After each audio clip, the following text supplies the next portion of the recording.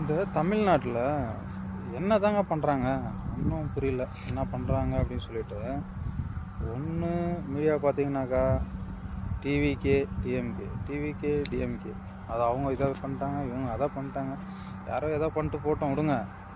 North சைடில் வந்துட்டு வைரலாக வந்துட்டு ஒரு பிரச்சனை போயிட்டுருக்கு. அது இந்த பக்கம் வந்துட்டு எப்படின்னாக்கா அரசல் புரசலாக வந்துட்டு பேசிக்கிறாங்க. அது வந்துட்டு ஒன்றும் பெரிய ஒரு விஷயமாக வந்துட்டு இங்கே எதுவுமே பண்ணுறதில்ல.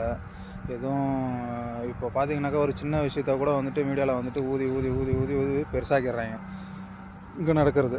ஆனால் நார்த் சைடில் வந்துட்டு இப்போ எவ்வளோ பெரிய ப்ரொடெக்ட் பண்ணிகிட்ருக்காங்கனாக்கா இங்கே இருக்கிற மீடியாலாம் வந்துட்டு அதெல்லாம் வந்துட்டு எதுவுமே வந்துட்டு சொல்கிறதில்ல, வெளியே வர்றதில்லை. என்ன தான் பண்ணுறாங்கன்னு தெரியல. நார்த் சைடு பார்த்திங்கன்னா இப்போ நீட்டுக்கு இந்த யூஜி எக்ஸாம்ஸு எவ்வளோ அநீதி இந்த மக்களுக்கு வந்துட்டு பசங்களுக்கு. For an exam like NEET, there are 25 lakh students competing for just 50,000 seats. Even today, we witness instances where individuals have to give up their potential. It's due to organizational corruption, biased schemes, paper leaks, and the mishandling of laws. Government வந்துட்டு பண்ணிகிட்ருக்குது, எவ்வளோ பிரச்சனை போயிட்டுருக்கு. ஆனால் அதெல்லாம் வந்துட்டு இந்த நம்ம வந்துட்டு தமிழ்நாட்டில் வந்துட்டு எந்த மீடியாவும் வந்துட்டு எதுவும் ஃபோக்கஸ் பண்ணுறதில்ல. எதுவும் வெளியவே வரமாட்டேங்குது. ஓப்பனாக சொன்னோன்னாக்கா எதுவுமே வந்துட்டு வெளியே தெரிய மாட்டேங்குது.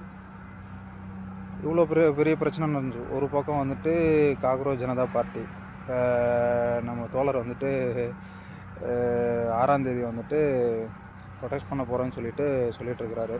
ஸோ அவர் வந்துட்டு இந்தியா வந்துட்டுருக்கிறாராம்.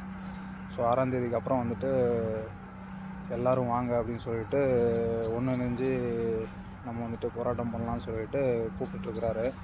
ஒரு பக்கம் hello everyone, I have decided to come back to India. Yes, मैं अपने देश अपने घर इंडिया वापस आ रहा हूँ एजुकेशन मिनिस्टर धर्मेंद्र प्रधान का रेजिग्नेशन मांगने के लिए. इतने दिन से आप सब देख ही रहे हो कि हम सोशल मीडिया पर आवाज उठा रहे हैं कि पेपर लीक के कारण जिन नीट के बच्चों ने सुसाइड की और जो लाखों स्टूडेंट्स की मेहनत बर्बाद हुई है, उसके लिए तो धर्मेंद्र प्रधान को रिजाइन करना ही अपने देश के लिए कुछ करने की. क्योंकि अगर हम आज कुछ नहीं करेंगे तो कौन करेगा? कब तक हम वेट करेंगे? कोई और आएगा, आवाज उठाएगा और हमें बचाएगा. सो जितने भी पीसफुल और कॉन्स्टिट्यूशन को मानने वाले कॉकरोचेस है, let's all come together to save the future of millions of students. Thank you. Sir, बिना अनुमति के कोई भी मूवमेंट नहीं होता. भाई, बिना अनुमति पेपर लीक हो सकता है क्या? பார்த்தீங்கன்னாக்கா இங்கே மக்கள் எல்லாம் வந்துட்டு நார்த் சைடில் வந்துட்டு வீதியில் இறங்கி போராடிக்கிட்டு இருக்காங்க.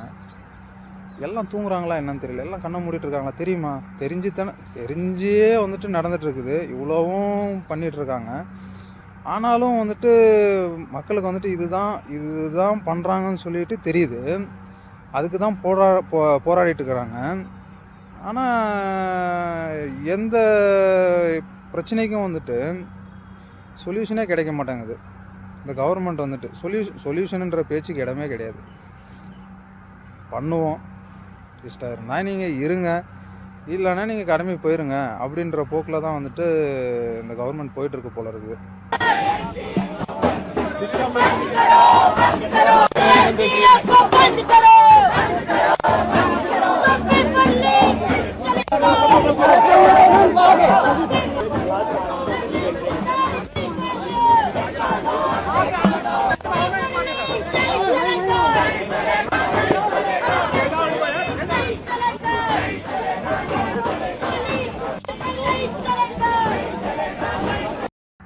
என்ன பண்ணுறாங்கன்னு தெரியல, எங்கே போய் முடியும்னு தெரியல.